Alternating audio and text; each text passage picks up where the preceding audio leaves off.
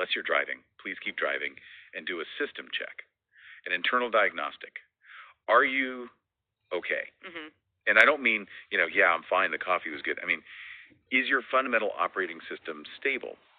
Or do you feel that like low level hum of anxiety, that sense that something is just a little bit off? It's the question we almost never ask ourselves, mostly because we're kind of terrified of the answer. But today we're looking at a text that argues this binary okay or not okay is actually the defining struggle of our whole existence, Wow. and the way we handle it determines pretty much everything else. It's a heavy opener, I know.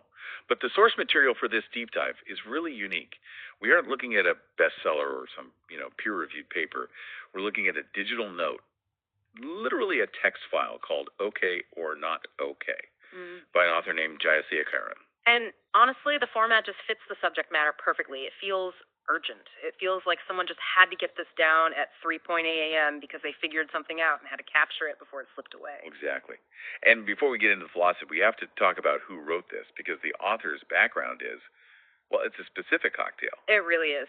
At the bottom of the note, he lists his credentials: a Master of Arts from Mysore University, a Bachelor of Science in Zoology, and, this is the interesting part, he's a student and trainee from Apnashakti Vidyalaya. Which is a school for spiritual training or self-empowerment. So just pause and think about that combination. You have the zoologist who sees humans as, biological animals trying to survive. Then you have the Master of Arts who sees the poetry, the narrative, the philosophy of it all. And then the spiritual trainee who sees the soul, the eternal part. It's like the ultimate, well, it's the perfect Venn diagram for understanding why we're all so stressed out. He's analyzing our behavior with the cold eye of a scientist, but then diagnosing the cure like a monk. And that's what makes this text so dense. He's trying to reconcile our animal instincts with our spiritual needs using language that feels very, very modern. So our mission for this deep dive is to unpack his whole theory on okayness, and specifically how technology, or utensils as he calls them, can either save us or turn us into what he calls dummies. Shiny or dummy. We have to get to that. Oh, we will. That's probably my favorite concept in the whole piece. But let's start with the problem itself. The note opens with this really evocative phrase, encroachment of not oakness around okayness. Encroachment. That's it's a military term, right? Or a territorial one. Yeah, it implies a siege. It's not that not okayness is just a bad move that happens to you. It's an active force. It's surrounding the castle. Right. It suggests that okayness isn't some permanent state of being. You don't just achieve okay and then you're done. You're constantly having to defend your territory against this encroachment. And he explains how it gets in. He writes, okayness' self-image is craftily influenced by not okayness so as to blink. So as to blink. I stopped on that line for a while. It's such a specific image. It reminds me of, staring contests. You're holding your gaze, you're focused, you're grounded, and then you blink.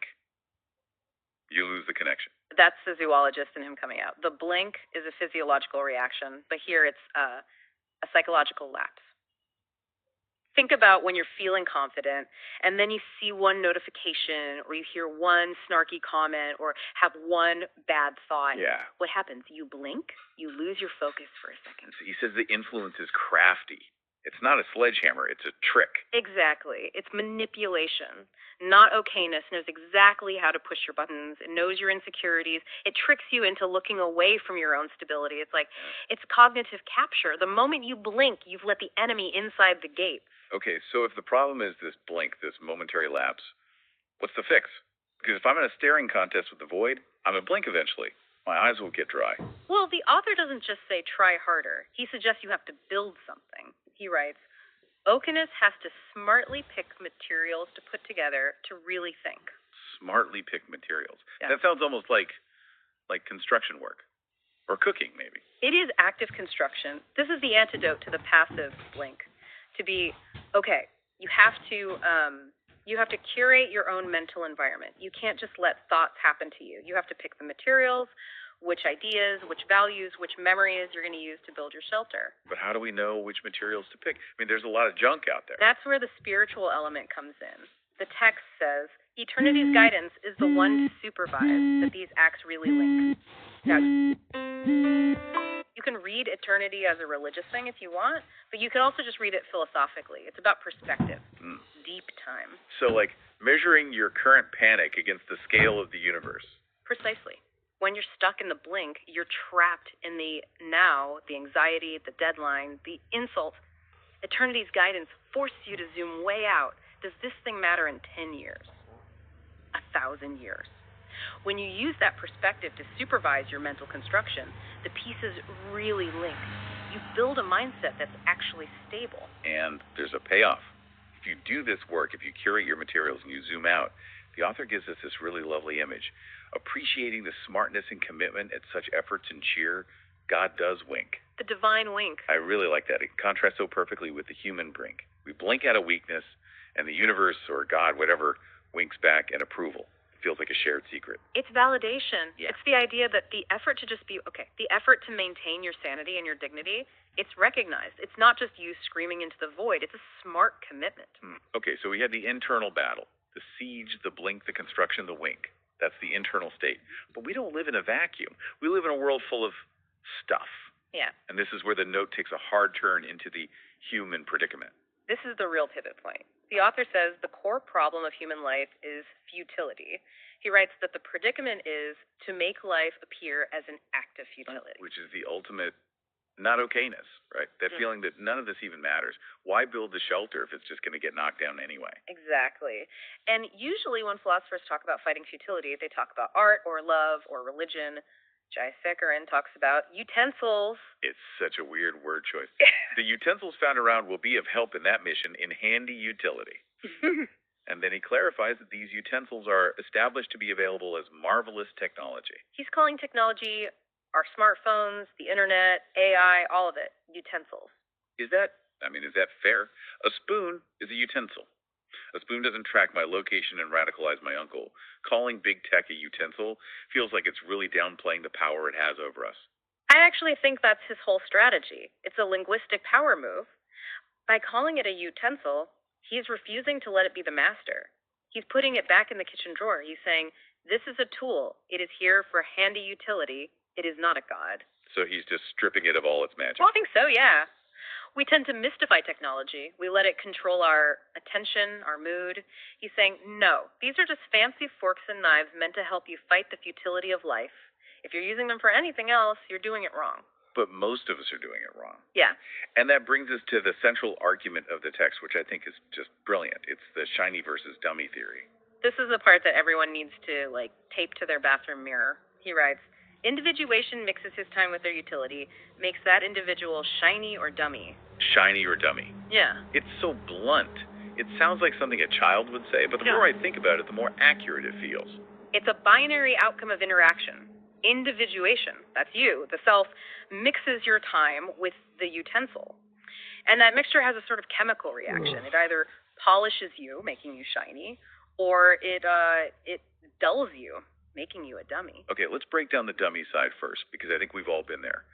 What does it look like when the mixture makes you a dummy? It's passive consumption. It's when the tool is using you. Think about the blink we talked about. When you're doom scrolling for 2 hours, are you smartly picking materials? No. You're letting the algorithm spoon feed you anxiety and outrage. You're inert. You are, in his words, a dummy piece. It's that feeling of brain fog. You put the phone down and you actually feel less capable than you did before. You've been dulled. Exactly. The utensil has scraped away your sharp edges, but the shiny side is the opposite. It's when you use the tool to create, to connect, to learn. When you use a knife to carve a sculpture, the knife stays sharp and the wood becomes art. That's shiny. So the difference isn't the technology itself, it's the direction of the energy flow. Am I pushing my energy into the tool, or is the tool pushing its energy into me? That's a great way to put it. And the author warns us about the trap of the dummy. He writes, dummy pieces believe they could command power with technology. Oh, that is the trap, the illusion of competence. I have Google, therefore I am smart. I have 5,000 followers, so I must be a leader. Right. We confuse access to information with possession of wisdom. We think holding the marvelous utensil makes us marvelous. But the author drops the hammer here. He says, technology in turn is used to the real color of dummy pieces subtly. Used to the real color. Meaning it reveals your true colors. That is terrifying. We use technology to curate these perfect versions of ourselves, filters, edits, witty captions. But he's saying that's a lie. That eventually the technology betrays us and shows everyone who we really are. Well, think about it. Technology is an amplifier. If you are angry and reactive, a dummy in this context, and you get on Twitter, the technology doesn't fix your anger, it broadcasts it. It amplifies your dumminess to the entire world. It's like giving a megaphone to a toddler. The megaphone doesn't make the toddler more articulate, it just makes the tantrum louder. Precisely. And the author notes it happens subtly. You might not even realize you're exposing yourself. You think you're in a debate, but everyone else just sees someone who has lost control, he writes. However hard they tried dummy pieces, cannot hide abruptly. You can't hide. That just turns the whole idea of the internet on its head. We think it's a place for anonymity and masks. Joseph Karin is saying it's a place of total exposure. If you haven't done the work, if you haven't built your okayness, the utensil will find and reveal your cracks. Which brings us right back to the root cause. Why do we fall into the dummy trap? Why is it so hard to stay shiny? The author gives a diagnosis in the final section. He says people let their past events and memories to decay. Decay. That's a visceral word. Usually we talk about moving on from the past. But he's talking about something else here. Not letting it go, but letting it rot. Think about the difference between compost and rot. If you process your past, if you smartly pick materials from your experiences, it becomes fertilizer, it helps you grow, that's composting. But if you just ignore it, if you bury it and distract yourself with utensils, it decays, it becomes toxic. And when you're carrying that decay around, you're unstable. You're more likely to blink. And because you're unstable, you reach for the phone to distract yourself, which makes you a dummy. It's a feedback loop. It is. And the tragedy, according to the text, is what we miss out on while we're stuck in that loop. He describes life as a noble creation by the eternal force. Noble creation. We don't use the word noble enough. It implies dignity, grandeur. It implies that being here, being alive, being human, is a high-stakes, dignified event. It's not a futility, it's an occasion. And the final line in the note is kind of heartbreaking.